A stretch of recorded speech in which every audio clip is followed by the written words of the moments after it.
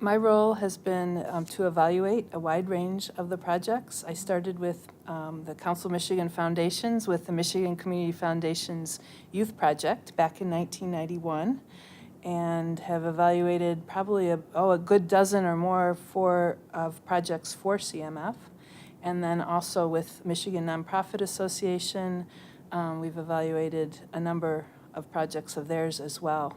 So I've had the opportunity really to follow in a very formative way, and also to capture outcomes of a wide range of the infrastructure-related projects over the years.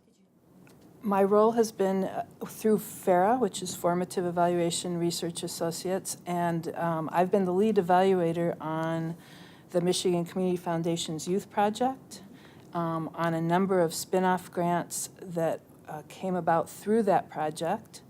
And then with Michigan Nonprofit Association, a number of their projects early on, and even currently, for example, the Cultural Alliance in Detroit, the Cultural Arts Alliance, and also with the Dorothy Johnson Center, we've been the evaluators for their infrastructure and sustainability grant with the Kellogg Foundation. So really everybody, I know you've been in the mix with the whole gang, all these years, right? Also the Michigan Community Service Commission. I was the evaluator on the very first grant when it was first starting up, and they wanted to understand how well it was working and sort of document the model. It was innovative and new in the country, a new idea. I remember that interview as well, Kathy, and I think that most of the evaluation that was happening, I think, in the state was very quantitatively focused. And this was a very innovative project, and I think you and Jim both recognized that this kind of community work is very messy, and that perhaps an anthropological approach would be valuable.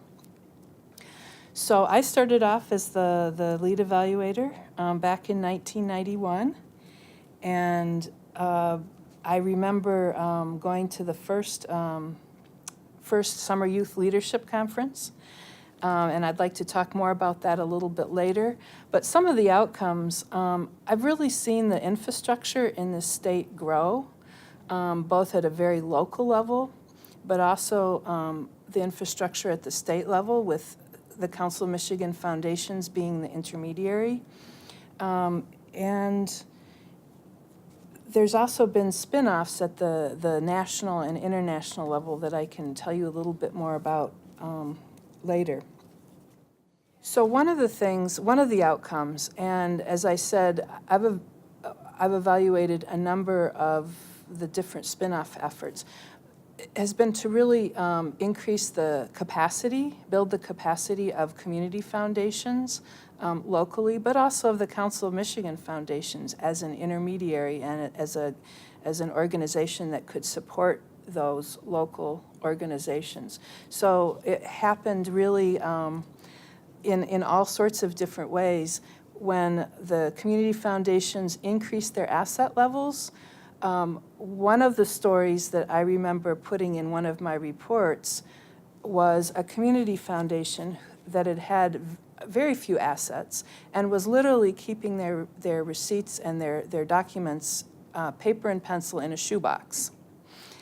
And so as they grew and had $1 million in assets now, that didn't work so well. And that story repeated itself, not to that degree. Not all community foundations were keeping their receipts in shoeboxes. But I think that's symbolic of the fact that the community foundations grew, their capacity needed to grow with them, and that feedback you took to the Kellogg Foundation, as I recall, and that was, they supported FIMS, which was a financial management information system for the entire state. So it was a collective way to increase the capacity. Another example would be the policies and practices, and that was another grant that occurred. So the other example that I remember very clearly is when we started, there was one track for training for all community foundations. And some of the evaluation, one of the things we learned was that there needed to be multiple tracks and for multiple different staff members. So you went from training and opportunities just for CEOs to opportunities for program officers and financial staff and really the wide range of community foundation staff. The other thing I like to talk about is the youth piece. Michigan Community Foundation's youth project, it did two things, Kathy. It created a pipeline of youth leaders, current youth leaders, and that occurred both at the local, state, national and international levels, really.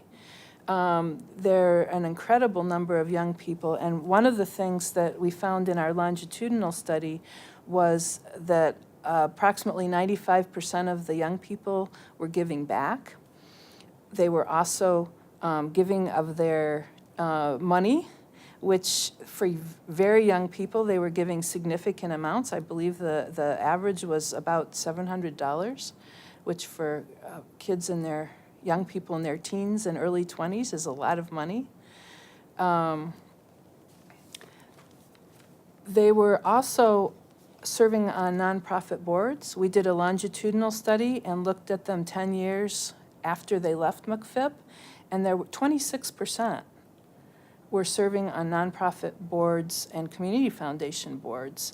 And one of the outcomes of all of the McPhip was that the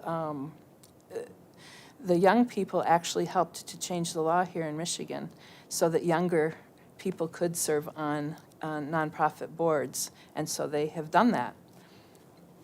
In addition to a pipeline of leaders, and I think of,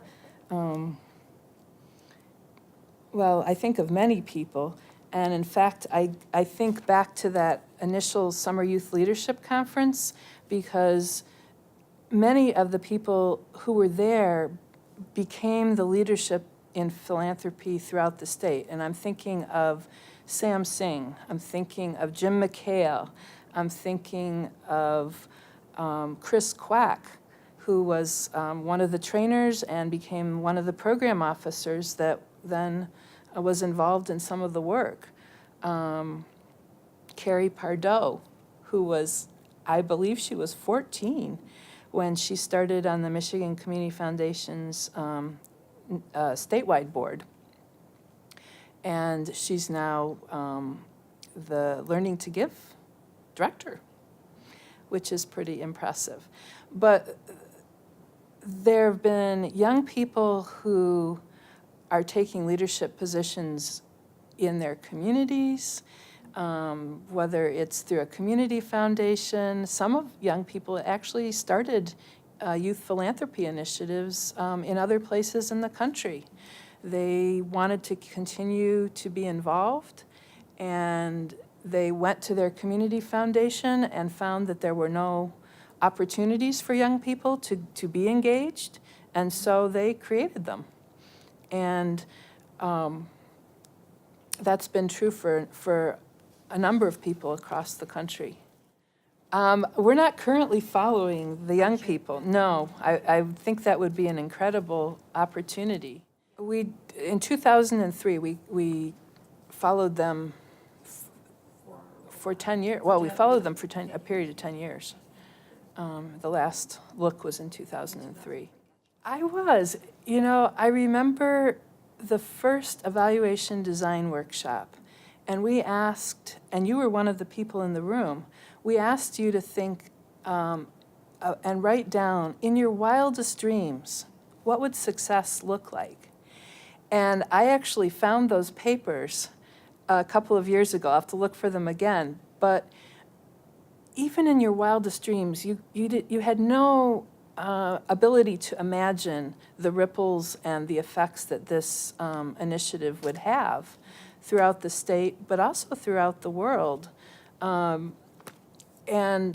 one of the things I haven't talked about yet is the fact that I think McPhip really started a paradigm shift in how young people were viewed in this state. And when McPhip started, young people, and this was part of a larger movement. It wasn't just McPhip, but young people were really viewed as problems to be solved. And what McPhip did was put resources into young people's hands and give them an opportunity to be assets and to create positive change in their communities.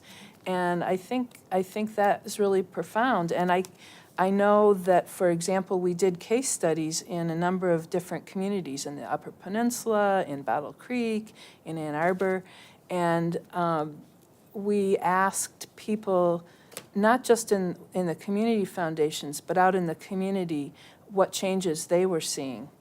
And the board members early on and some of the community people were very skeptical about young people having money to give away, to grant. And they said they were worried they were just going to fund parties and basketball, events. And what they found was they were taking on very serious issues like teen suicide, dating, sex, and even issues that adults weren't willing to look at. The young people were willing to at least open them and discuss them and engage with them. And so I remember in one community, people said that before the youth council started, nobody engaged young people in decisions in any of the youth serving organizations. And now nobody would take a single step without engaging young people. And that's significant. And that's happened throughout the state in many communities, maybe to a lesser degree in some, but the fact that there's that shift, I think, is pretty profound. It was interesting. The dynamic between youth and adults really started to shift in those committees. And I remember early on, the initial model was 50-50, half adults, half youth. And that didn't work very well. Adults were on a learning curve. They needed to learn to listen, to step back. And I could remember community foundation program officers really grappling and struggling with, well, what does that mean? How do I be an adult and yet let the youth lead? And so it was an interesting dance between the adults learning to step back and the youth learning to step up, and both needed to happen. I remember one story of a youth council that did not feel like the adults were being listened to, and wrote a very strong letter to their youth advisor. And I interviewed him, and I remember he was trembling. He wasn't someone who interacted with youth. He didn't have any kids of his own, and he just thought, well, I better just go talk to them. And so they sat down and they had this wonderfully rich discussion and really talked openly and honestly. So I was impressed at the risk-taking, both on adults' part and also on youth's part, to talk and engage. One of the things I remember very clearly was getting into various watercraft, from a canoe with paddles to a canoe without paddles to a rubber tube with nothing. And people were divided up into groups, and then we had to go through this whole sort of simulation where, in essence, there were people who had and people who did not have. And it was very powerful for everybody involved, and to have that sort of shared experience, I think created relationships that continue. For the youth piece, the spin-offs have been amazing, just amazing. One of the things that happened through McPhip was there was a lot of attention paid to dissemination, documentation and dissemination of what was being learned. And so between Rob and young people going out to speak, they spoke all over the country. The Michigan, the Summer Youth Leadership Conference invited people in who were curious and wanted to learn more about this whole model. Kellogg funded evaluation, and it was used really throughout the process. So both as a learning tool, but also to document the outcomes and to share those. And a number of reports, I've published many reports documenting the model really well, documenting the outcomes, and documenting what we learned. Back in 2003, there were 30 other states that had youth initiatives, youth philanthropy initiatives. And there are at least a dozen countries, and probably more by now, because every time I talk to people from around the world, I keep hearing, we've started a youth philanthropy initiative and we read your report. And it's really amazing, from South Africa to Northern Ireland to Australia. The entire country of Australia has youth philanthropy initiatives, as does Canada. All the community foundations in Canada are engaging young people in philanthropy.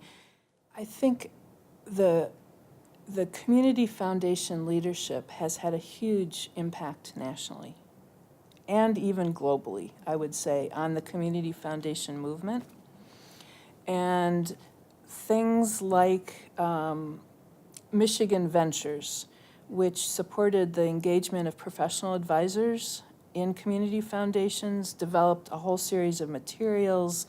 Those were shared around the country with other community foundations that didn't have a Kellogg to support that work. Michigan took a very lead role in developing standards for community foundations nationally, and was very involved. Danelle Merzero spent a lot of time internationally and served on WINGS, which was sort of the international umbrella organization for foundations, and there was a whole subgroup for community foundations. And so Michigan's really been involved at all sorts of levels. And one of the reasons I think that was so successful, Kathy, was because they came with not with a model and not with a set of rules for implementing a model, but more with an openness to share the guiding principles and to say, here's what we've learned. It may not work where you are. You're going to have to figure out how it looks in your context.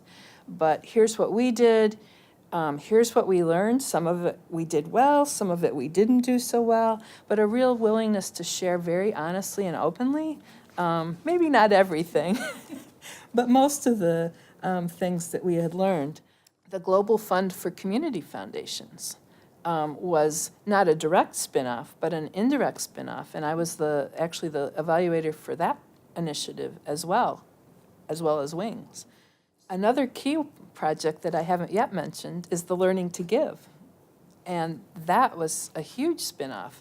So recognizing that if young people are going to become engaged in philanthropy, they need to start earlier. They need to start in elementary school and starting to learn about those principles and learn what a nonprofit is, learn what a foundation is. I think one of the great gifts all of those people have brought to this state is the ability to make other people feel important and engaged.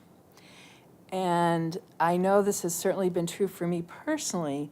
There is a belief that you can do it, and also an expectation that you will do it. Both, and I think both are important. One of my favorite stories that I think really speaks to the leadership and the servant leadership in this state is I was at a conference, huge conference room. There was a panel of funders. Rob Collier was at the front of the room with a very distinguished group. And it was 3 p.m. People were tired and fading.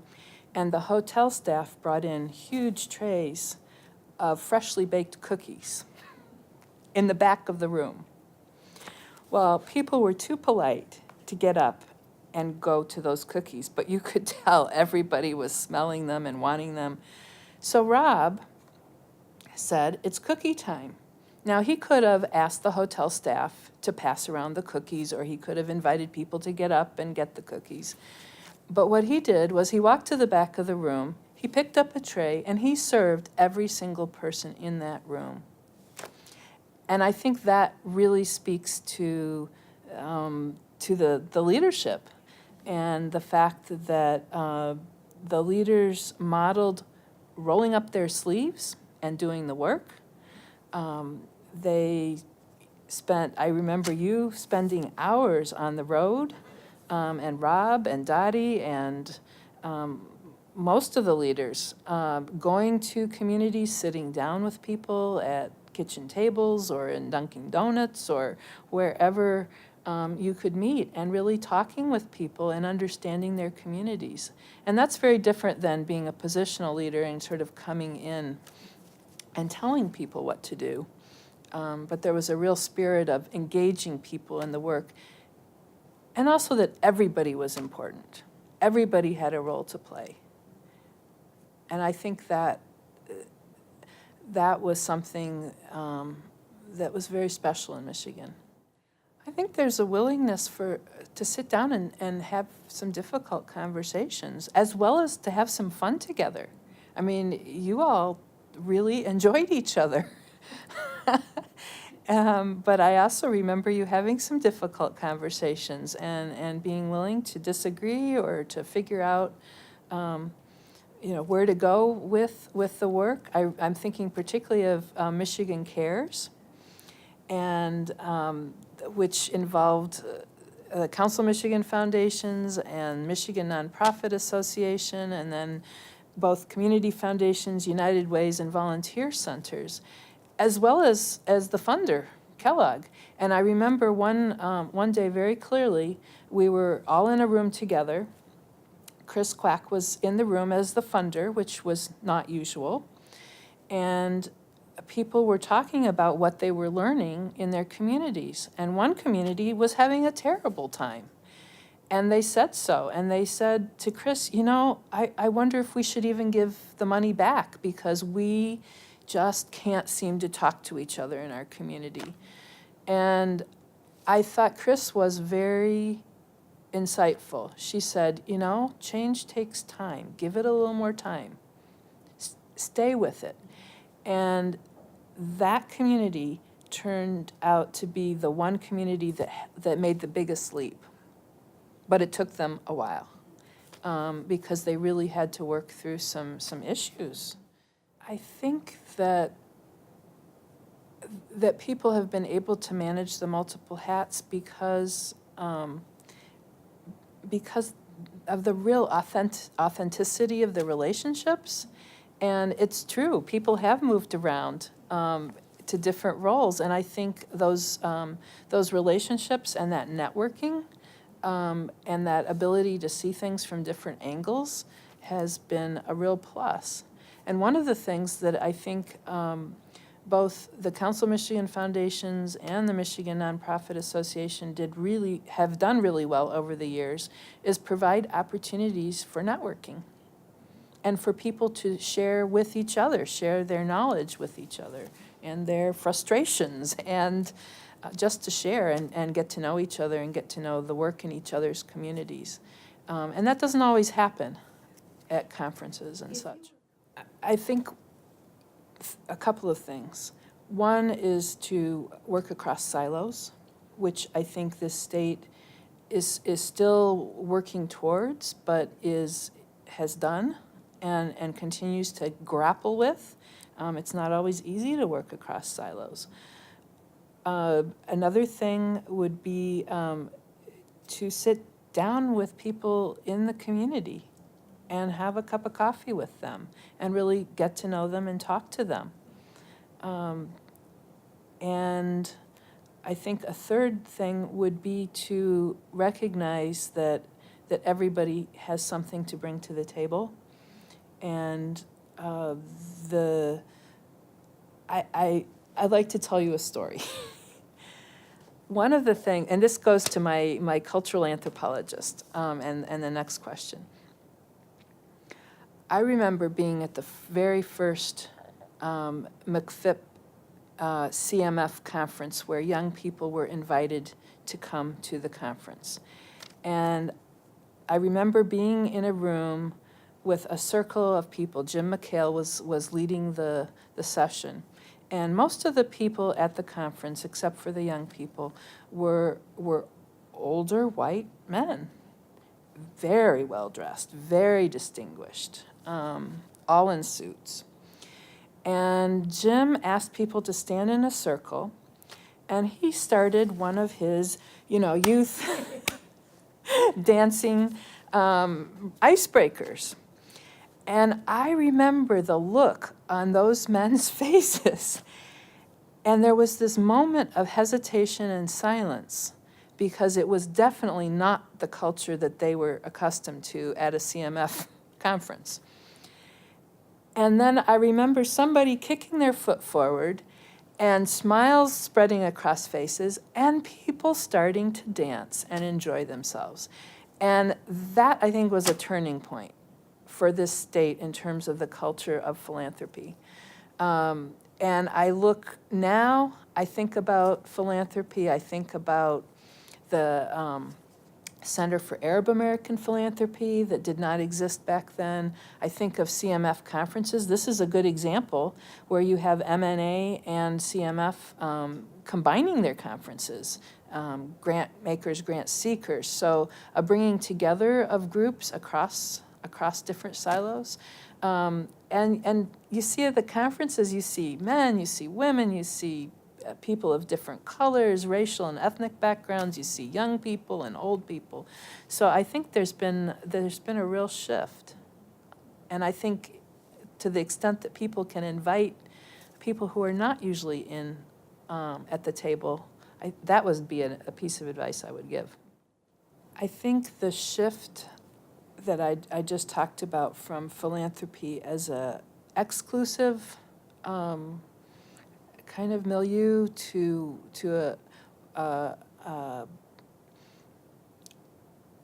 something that's inclusive, that's accessible to people in communities that people can be part of. Certainly the Community Foundation model lends itself to engaging people in the communities. And I think there's more work to still be done in that area. But now we have an infrastructure of, there's a community foundation. There's no county here in Michigan that does not have a community foundation to support it and to be a vehicle for people to give back to their communities. And I'm seeing all sorts of very creative funding models that are spinning off of that. There's one in Ann Arbor where they have joined together with the United Way, county government, and the Community Foundation to try and move the indicators for young people and elders in the community. So that would be one thing. The partnerships between the nonprofit sector and philanthropy, I think, is another thing that has been very key in this state. And I believe leadership has been fairly intentional about creating opportunities for funders, for nonprofits, and even for evaluators. I remember a conference that was joint between the CMF, MNA, and the Michigan Association for Evaluation. And that's starting to play out in Battle Creek as well right now, where those three groups are coming to the table to really grapple with things. The other thing I want to make sure and say, this conference focuses on collective impact. Our keynote speaker's going to be talking about it. I think McPhip and that early work and the work in this state around philanthropy has really focused on collective impact, even before it was a buzzword or a term that people were talking about. The idea that it wasn't about your organization, it wasn't about you. It was really about trying to move and create positive social change and positive living conditions for people in this state. And Michigan has been very challenged in that area. But the leadership in this state has never ceased to look at the possibilities instead of just the problems. Absolutely. And it goes to what I was saying before. There's an expectation on the part of the leadership in this state that not only we can do it, but we will, and that you can be involved, and you better start now. I remember when I was a child, we used to go visit my great aunties in Chicago with my grandparents, and my family has Brethren roots, which are the Brethren are very focused on service. And as a child, we used to drive to the wealthiest neighborhoods in Chicago and the poorest neighborhoods in Chicago. And all during this ride, there would be this ongoing conversation about politics, about social issues, about the differences between the wealthy and the poor, and what needed to happen to change that.